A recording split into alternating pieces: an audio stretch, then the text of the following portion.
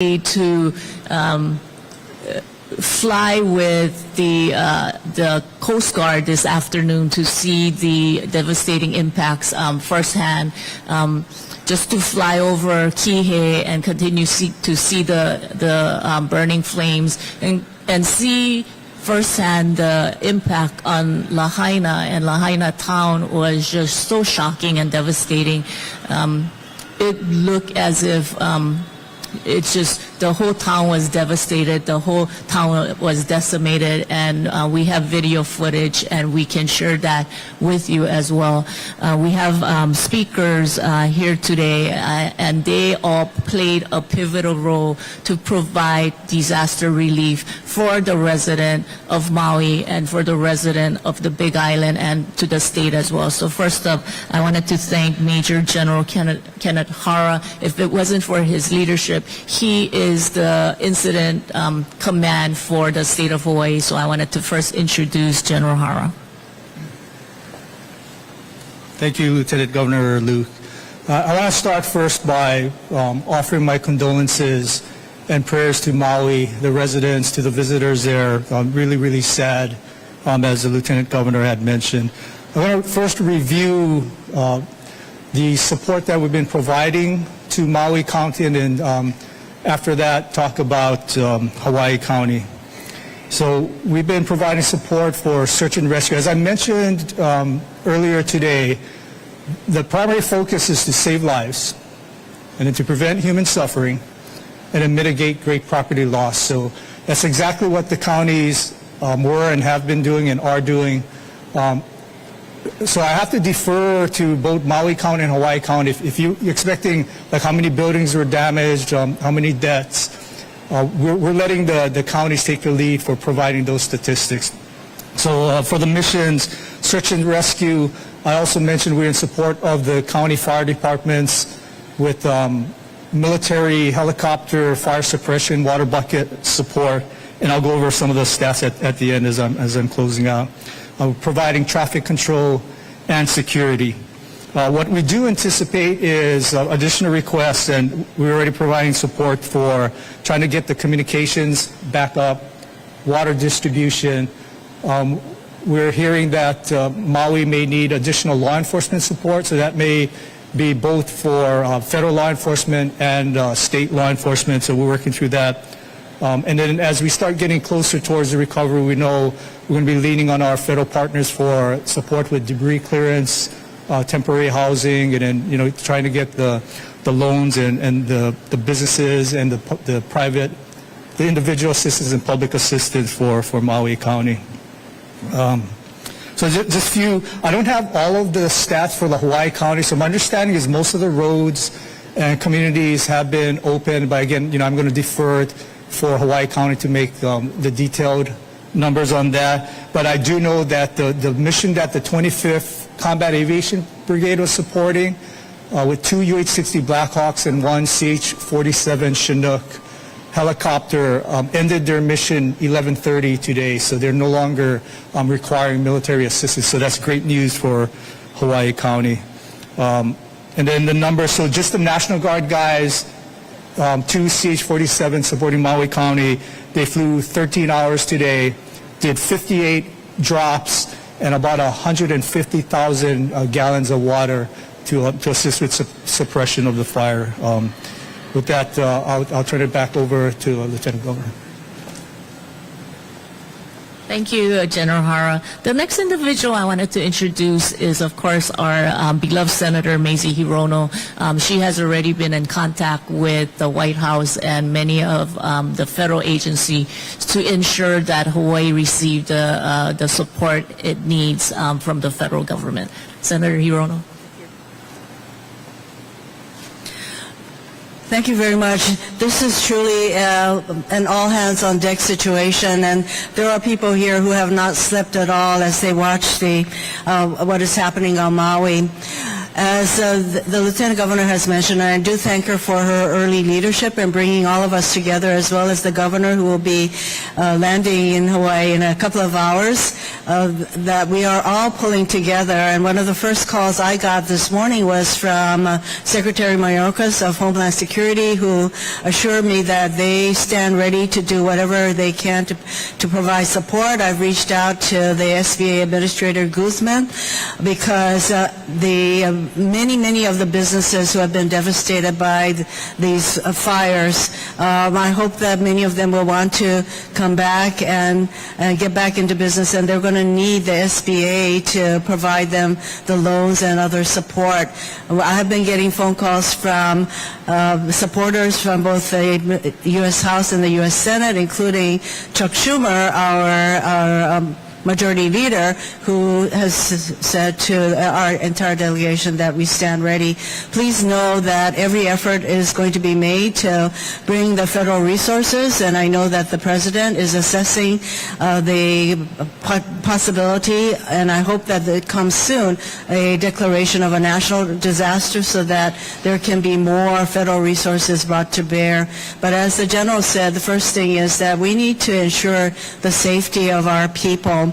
And so fire suppression is uppermost, and the search and rescue operations continue, and they're restoring telephone accessibility to people, as well as electrical power to some 10,000 households. All of those things are critical, and then going forward, we're going to need to stay the course to restore everything that we need to do to help Maui County get back on its feet and to take care of our people.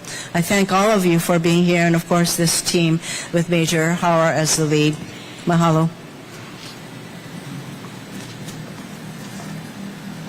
We have already started the the process of applying for federal disaster relief. We had several conversations with FEMA, and we are just so fortunate to have a region administrator from FEMA who happened to be in Hawaii Islands. I wanted to introduce Bob Fenton. Thank you, Lieutenant Governor. Well, thank you. And let me start off also by expressing my condolences to the family members and friends that lost loved ones during this event. My first message would be one of safety. I would urge everyone to follow their local responders. There's still wind, there's still fire going on, life's being saved, so please follow your local officials, listen to their message, and make sure you're safe, make sure you have a plan, make sure that if you have questions, you're working with your local officials.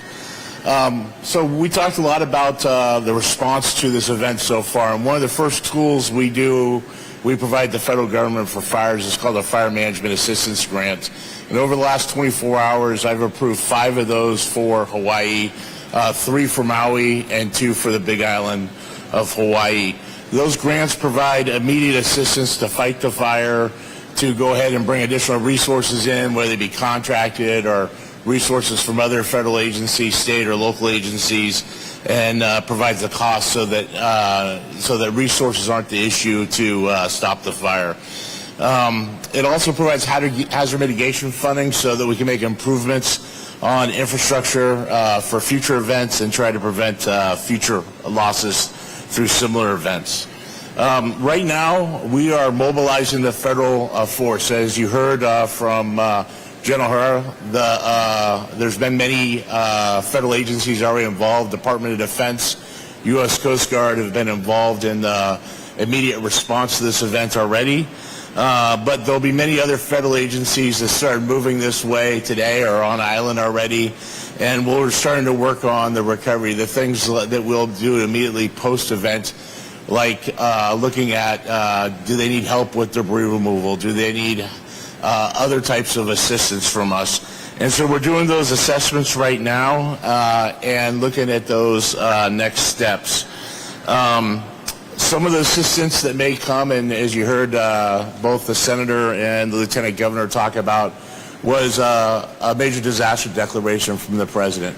So once we have the request in hand and we've done many of the assessments through today, we can go ahead and turn on other programs that are applicable. Those programs look like grants to individuals and businesses, loans to businesses. Also, we're able to provide rental assistance to provide temporary accommodations for individuals that maybe have prolonged, maybe away from their home for a prolonged period of time. Also is hazard mitigation funding, and then public assistance to repair damaged infrastructure. So we'll be looking at all those programs and looking to turn those programs on very quickly. Again, the president will make that decision in the hours and days ahead, and we're already starting to bring the team here. If individuals have questions about what are those programs, the best place to go is ready.gov or download the FEMA app. There's a lot of information for individuals that might have experienced loss. Recommend to individuals, start to contact your insurance company, keep records, receipts, information that you may be submitting to FEMA to ask for assistance and grants to reimburse some of those costs. So we look forward to continuing the partnership with Hawaii, and we'll be here to help not only in the response but through the recovery. Thank you. Next, I wanted to introduce Senator Lindy Coit. It's really individuals like the Maui senator who knows what's going on the ground and some of the needs that Maui County needs. So I wanted to introduce Senator DeCoit. Hi and aloha. Again, to the families in Maui, our heartfelt condolences, sympathy goes out to you. As you see, the team behind us have assembled as swift, as fast as possible to get resources out to the families there. The lines of communications have been open. Airlines have been on board. I can tell you the setup here at the convention center is open. It's welcoming of every resource to our congressional delegation, bringing in FEMA and making sure the information is available. We are also trying to get supplies as fast as we can. As we work through Mayor Bisson in Maui County, who has probably not slept for just as many hours as the people behind me. Please, to our first responders, thank you guys for being out there, getting out to the families as fast as you can. For those, Maui Memorial is open. Please do not hesitate to the families that need medical attention, even if it's just a small burn, help. They are open. They are wanting to service you for whatever help you need. But I want to say this, as fast as we can, we're trying to do whatever we can to get those resources to Maui, along with working with my colleagues in Maui who are also on the ground, pushing out information, and to many of the people that are stranded. Director Tokioka will follow up with some of the information, as well as working through HIEMA, because we're trying to make sure we get things there accordingly and not to be just scattered all over the place. So I want to say thank you to all of you, and be safe. Godspeed. Mahalo.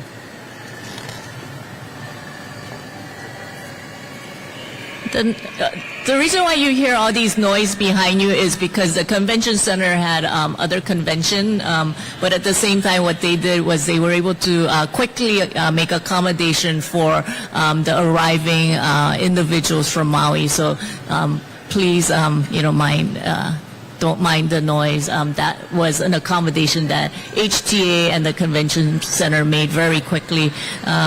The next person I wanted to introduce is Director Ed Sniffen. He has been working just long hours working with both the Maui Department of Transportation and coordinating the statewide effort. So Director Sniffen.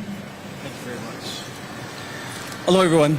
A lot of the team are working really hard to make sure we bring a lot of resources to the community. We're making sure that we can focus those resources. So we're trying to make sure that we discourage, of course, any travel to Maui that's unnecessary. But also trying to get the travelers who need to leave off the island Today we got about a little over 11,000 travelers out of Maui. If we add in the airline personnel, it's 11,400 or so. We really appreciate what the airlines have done. When we look at the Trans-Pacific flights, Alaska, Delta, United, and American have increased capacity by bringing in larger planes to ensure we get more seats to get more people off the island. Southwest has dropped their fares and increased their service. And Hawaiian is still operating, and they'll be operating until 2 a.m. today to make sure we can get as many people off of Maui as possible. Now, that being said, even with that, we still had some empty seats on the flights because today the highway was shut down for most of the day. And for good reason. Poles were down, there's fires jumping across the highway in different areas. We only had the back road in Kahikili Highway opened up. Now we have Honopilani Highway and Lahaina Bypass open, going east to make sure we can get everybody to the airport. We know we're going to get more people there.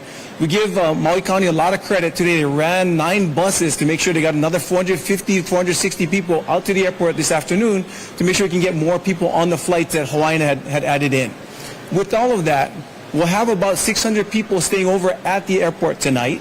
We'll accommodate them there to get them ready for the early morning flights that are coming through. Maui County will start running buses in the morning again to ensure that we have people there to fill any seats that are coming through.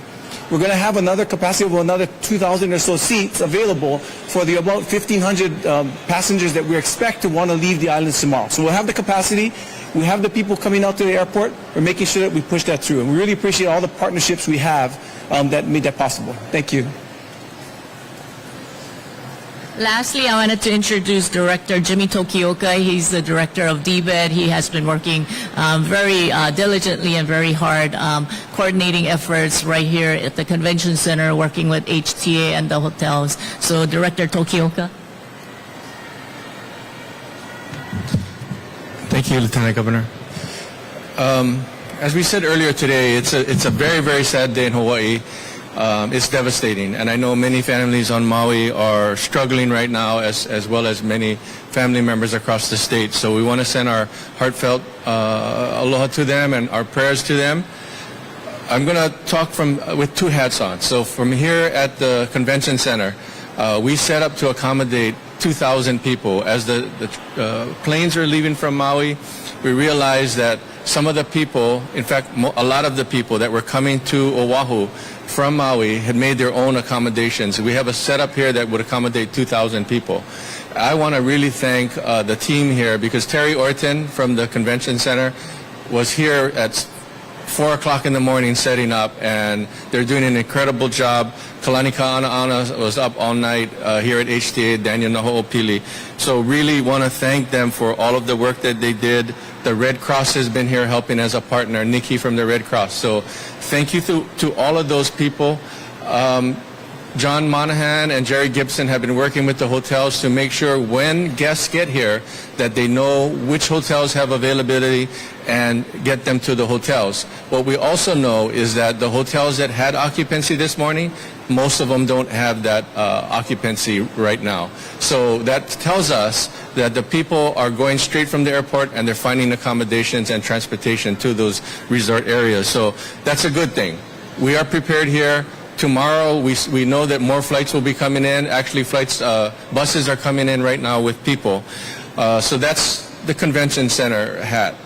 On the visitor industry hat, what happened in West Maui is devastating, absolutely devastating. So for Lahaina, Ka'anapali, Kapalua, it's really, really sad, and our prayers again go out to the families. But I also want to let people know who are traveling to Hawaii or still on Maui that the rest of the state is open. Mayor Kawakami has been in contact with us. Kauai has rooms. Here on Oahu, Mayor Blangiardi has been in contact. The Hotel Association is in contact. So we know on the Big Island we have rooms available there. So we just want to make sure that people know the state of Hawaii is open. West Maui is not open right now, but the rest of the state is open. So if you have an opportunity to change your reservations, please consider doing that before you leave and go back to the mainland without spending your hard-earned hard-earned money that you saved some people for a lifetime to be here. So we want to make sure that you know that there's other accommodations available. Thank you very much. And I really want to put out a special mahalo to Lieutenant Governor Luke. She has been up all night along with many other people that are here. Governor Green, who's on his way back, and his team were very instrumental in coordinating all of this. So God bless you all. Aloha. Thank you. At this point, we will take questions.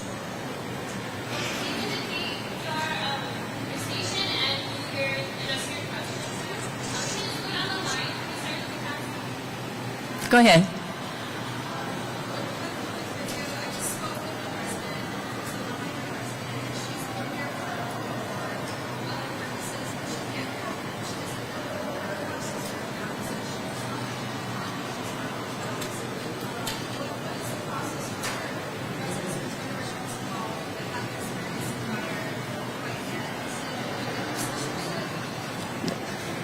So the question is, what are the accommodations for residents of Maui? They're not visitors, but they're residents, and can they still get services here?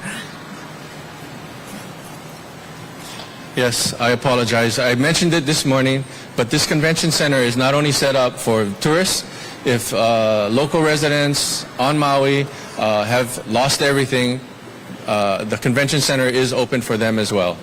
I apologize, I didn't mention that just now, but I mentioned that this morning in the press conference this morning. So if they can get here, some of the airlines are giving discounted fares.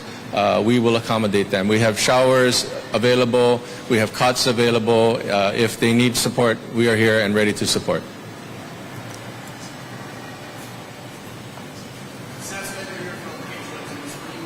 Hi, Sam.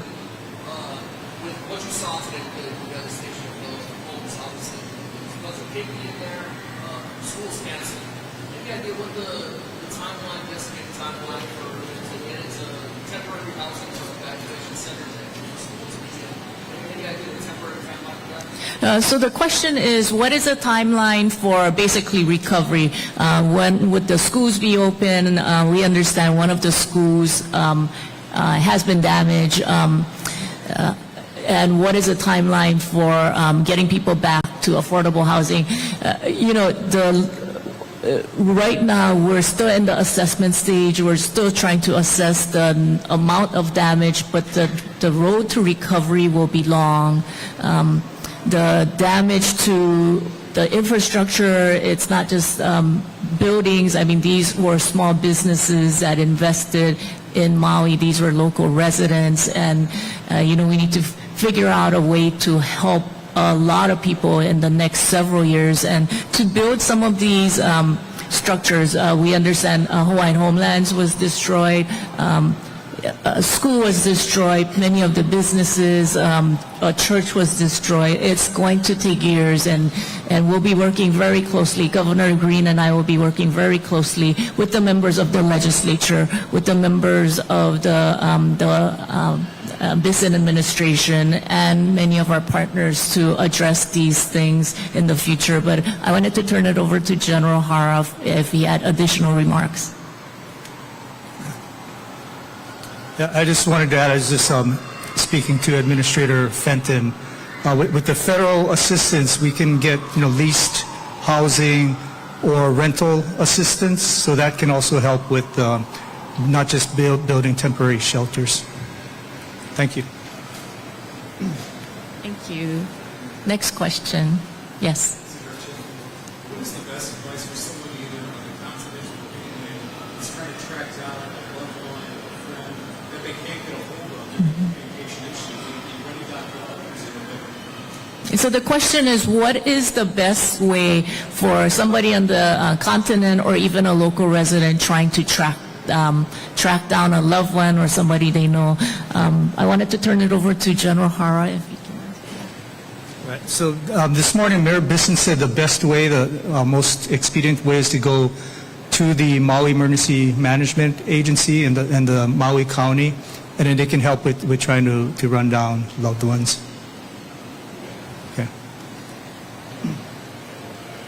And the Maui police has been really instrumental in helping to track down some family members and loved ones. So please coordinate with Maui County. So Anthony Hamilton of Hawaii News Now. I've got a two-part question. Is there an update to the death toll, and do we have a number of acres that has burned in Maui? So the question is, what is the update on the fatalities, and what is the acreage damage by the brush fires? The assessments continue. I think we'll be deferring to the Maui County once they get confirmation on both the damage and the fatalities. I believe they will be providing additional updates. General Hara. Yeah, right before this interview, so that's why at the beginning I said we are going to defer to the counties, because what I don't want to do is provide information. It's pretty dynamic, and the public's going to start thinking we don't know what's going on. So for damage assessment, structural damage, death tolls, we're deferring that all to the counties. In speaking with Mayor Bisson this evening, they plan to put out updated numbers first thing tomorrow morning. Thank you. Yeah.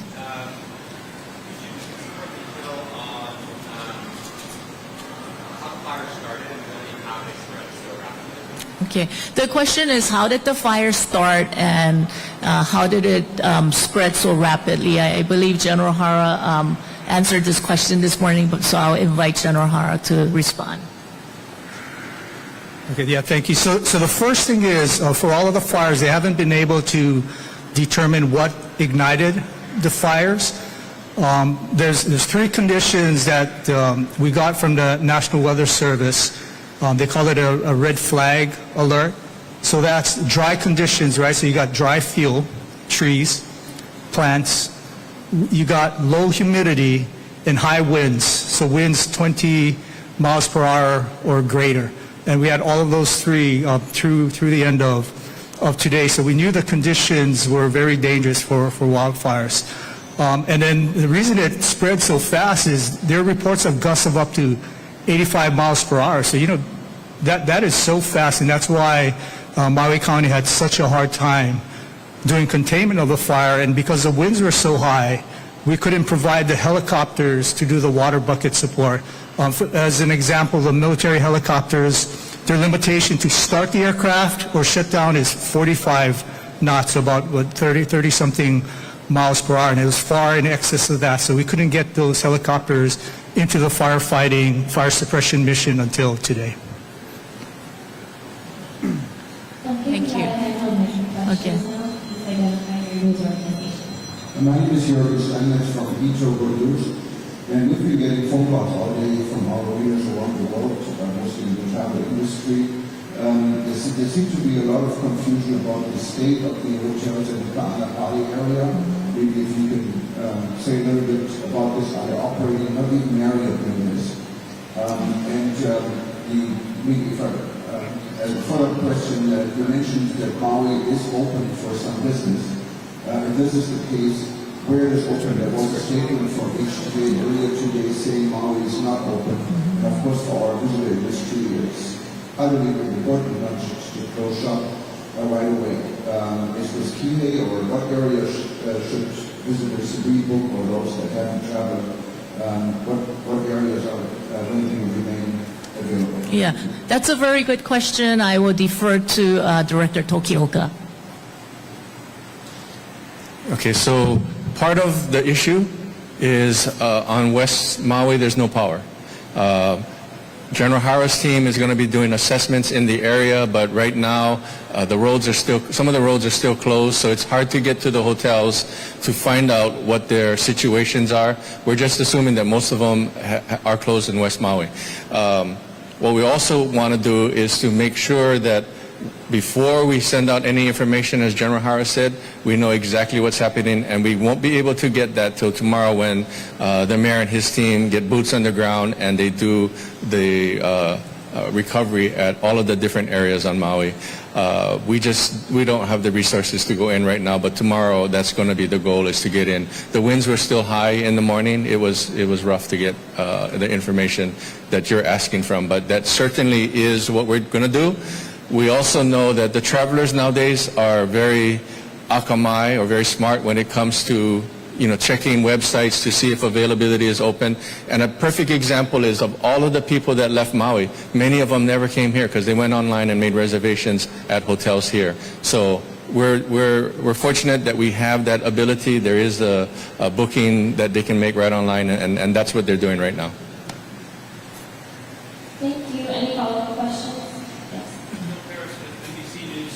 What is the status of the rest of the fire department and other parts of the under control? So what is the status of the ongoing wildfires? I will defer to General Hara. Right. So the report I had is most of the other fires are contained and not an issue, but we're still keeping an eye on it because there are flare-ups periodically, and then because we're in night conditions, again, the helicopters are not flying. But the two CH-47 National Guard helicopters are ready to go first thing in the morning. We kept the two crews there on island. Anthony. After the Hawaii News now, what criteria is needed for residents to move back into their place? So the question is, what criteria will be used for residents to move back?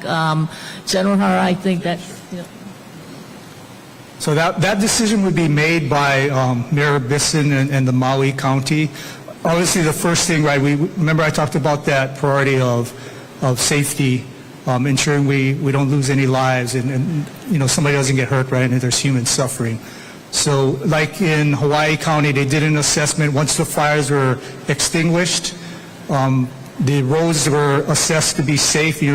In Maui, some of the poles are down. I think there's like 20 poles that are down. So until we can render that area safe, that decision will not be made. But again, it will be Maui County that makes the decision. Thank you. Yeah, I just want to follow up. Just given the factors that you talked about, is the extent of the fire, did that take you by surprise? Is there anything you would have done differently in preparing for these fires? I don't think so. Like I had mentioned, the National Weather Service actually gave us the red flag warning ahead of time. What did surprise me personally is the amount of fires, and then the forecast was somewhere around gusts of 55 miles per hour, but we're having gusts exceeding hurricane force winds, right, which are 74 miles per hour. So that wind speed and how rapidly that fire moved was not anticipated based on the weather forecast.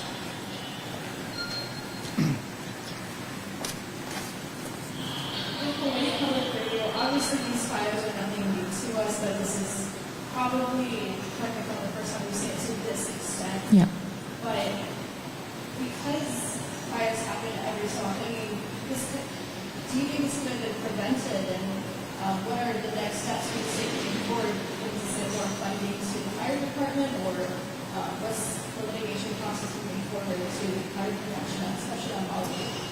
Right. I will defer to General Hara, but before I do, a lot of times when we're dealing with hurricanes, we're usually dealing with significant amount of rain and significant amount of flooding.